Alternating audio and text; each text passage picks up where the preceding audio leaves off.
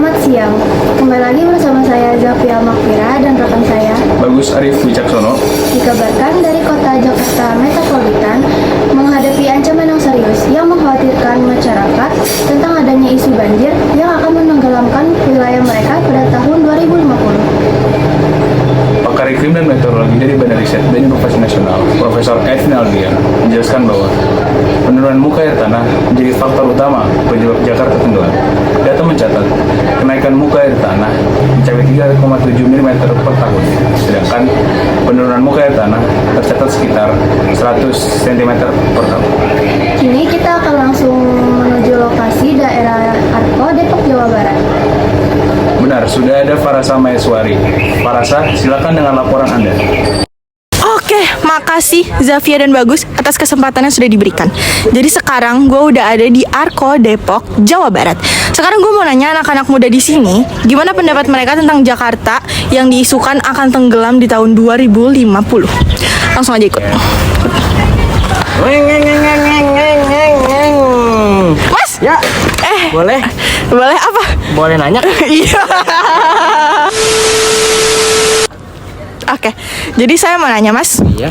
Kebetulan namanya siapa dulu nih? Namanya Pio. Nama jeleknya? Nama jeleknya Ucok.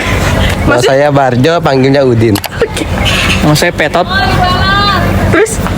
Nama aslinya Rasya. Oke. Jadi gimana tanggapan Mas pas tahu isu Jakarta akan tenggelam di 2050? Yang bener mah, nggak mungkin. Saya sih bodo amat, orang masih lama.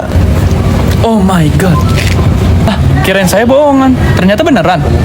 Semenjak masih ada Bang Ucok, kita masih bisa nebeng. Bang Ucok? Ya, ini motor masih hidup ya. Kalau nggak hidup juga udah tenggelam dari kapan tahu. Jadi patokannya motor ya Bang? Motor. Oke, siap-siap. Nih ya Bang, kalau gua kasih tahu faktanya, kalau di pesisir utara Jakarta itu udah tenggelam, pendapat kalian gimana?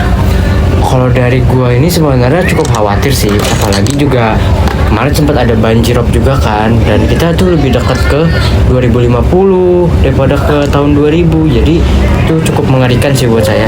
Bener sih Bang, tapi Supra gimana nih? Ya, nanti dilewakin kalau misalnya udah banjir. Semoga laku ya Bang? Amin. Oke, kalau Abangnya gimana? Saya sih cukup sedih karena Supra ini dilewakin ya.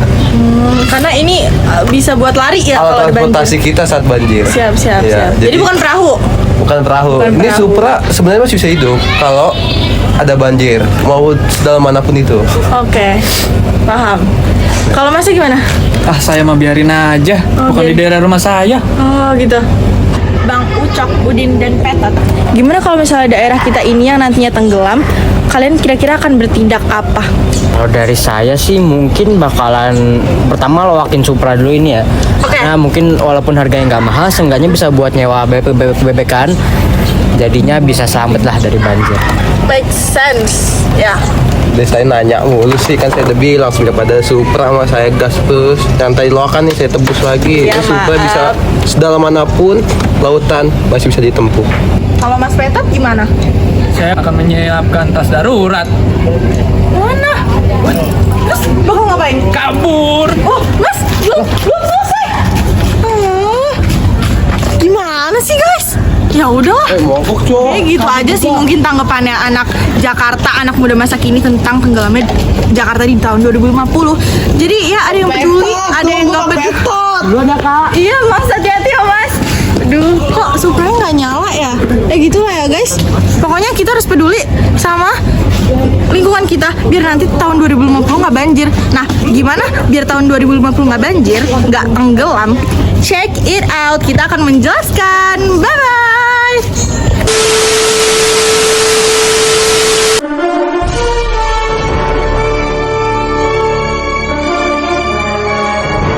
Yang pertama itu pengertian banjir. Banjir merupakan peristiwa meluapnya air ke daratan karena hujan deras, penyumbatan saluran air, atau faktor alam seperti gempa.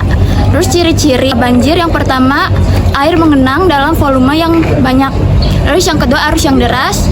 Yang ketiga, penyumbatan pada saluran air. Yang keempat, lumpur dan sampah berserakan. Lalu yang kelima itu tanah tidak menyerap air dengan baik. Lalu selanjutnya ada jenis-jenis banjir. Yang pertama, banjir bandang, datang secara tiba-tiba.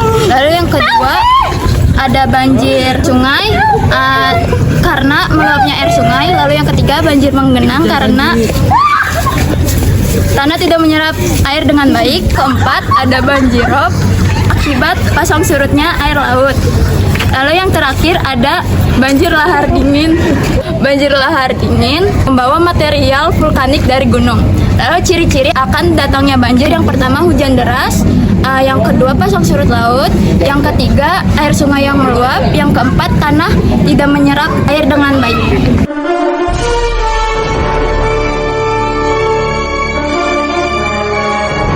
Banjir terbesar di Indonesia tepat terjadi pada Minggu 2 November 2003 di kawasan ekowisata Bukit Lawang, Kabupaten Langkat, Sumatera Utara. Banjir ini disebabkan luapan air sungai Borok yang menyebabkan 157 orang tewas, termasuk 6 turis mancanegara dan 82 orang lainnya dinyatakan hilang. Yang pertama, viral aksi heroik warga Kupang gotong royong dorong ambulans angkut pasien kritis terjebak di sungai. Yang kedua, bapak buang anak ke gelombang air di Bekasi ditetapkan jadi tersangka. Yang ketiga, banjir masih merendam RT 10 dan satu jalan di Jakbar setinggi 30 sampai 60 meter.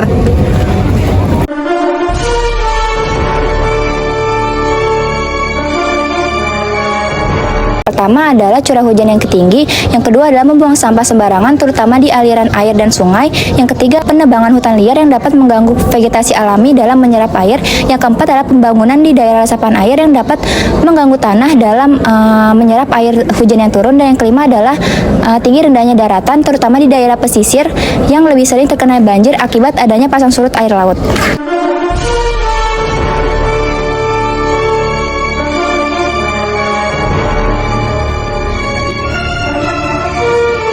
Pertama, memperbanyak infrastruktur. Infrastrukturnya seperti apa sih?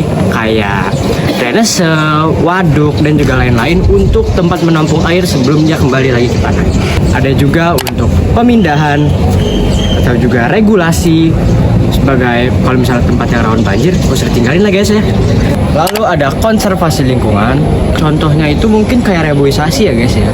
Karena pohon ini menyerap air, jadi bisa menanggulangi banjir. Lalu ada yang keempat, yaitu adalah sosialisasi kepada masyarakat agar kita bisa membuang sampah yang benar. Lalu juga kita membersihkan saluran air dan juga lain-lainnya untuk menangani hal-hal yang tidak diinginkan seperti banjir. Yang terakhir nih, anggota-anggota masyarakat yang bakalan terjun langsung untuk membantu orang-orang yang sedang banjir, karena kita perlukan alat-alat yang safe dan juga buat banjir pasti lebih aman, dan juga ya banjir aman aja nggak sih. Solo yang penting udah ada tempat-tempat untuk kita menyelamatkan diri dan juga alat-alatnya sudah lengkap.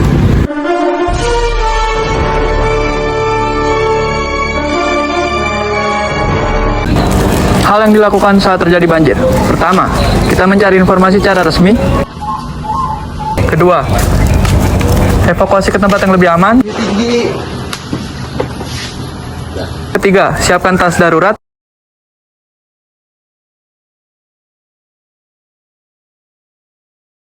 Dan keempat, putus aliran listrik dan gas. Ayo bang, ayo mereka.